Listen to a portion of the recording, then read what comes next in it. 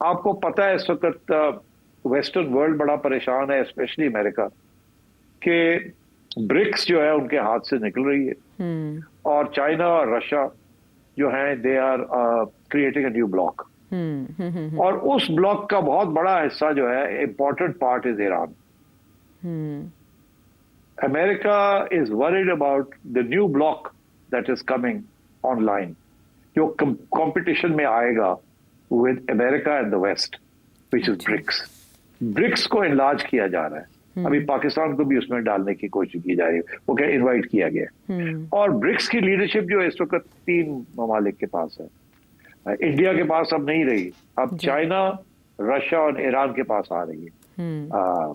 और वो जो पुरानी ब्रिक्स थी, Brazil, Republic of south Africa, India and so on, वो जो थी वो अब उसकी वो अहमियत नहीं रही, बहुत बड़ी इलाज हो रही है वो, जी। और एक अलग एक ब्लॉक बनने जा रहा है, हम्म। जिसके अंदर अब सबसे ज्यादा खतरा चाइना से आ रहा है। तो अब चाइना और रशिया को तो ये टेक ऑन नहीं कर सकते।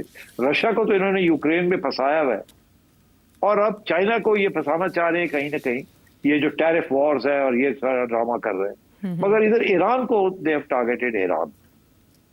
सो माय सेंस इज कि we should look out for a bigger strategy behind this regime change in Iran, क्योंकि अगर वहां प्रो अमेरिकन regime आ जाती है तो फिर ऑब्वियसली ब्रिक्स जो है वो साबोटाज हो जाएगा, because Iran is sitting on the border of Russia, and so therefore they can create difficulties, और भी वहां फ्रंट्स खुल सकते हैं, एंड सो ऑन। तो मैं ये समझता हूँ कि we should look out for, we should expose this attack on Iran as एक एक्सक्यूज कि जी आपने न्यूक्लियर वेपन की वजह से ये किया है, ये सारा ड्रामा है, कोई खतरा नहीं था।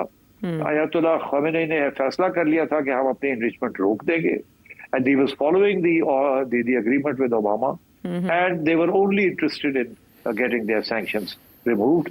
उनके पैसे भी फंसे हुए हैं सैंक्शंस की वजह से, सख्त तकलीफ हो रही है ईरान को, उनकी specially the export of oil and so on. तो मेरा ख्याल है this is the real reason behind this attack by Israel.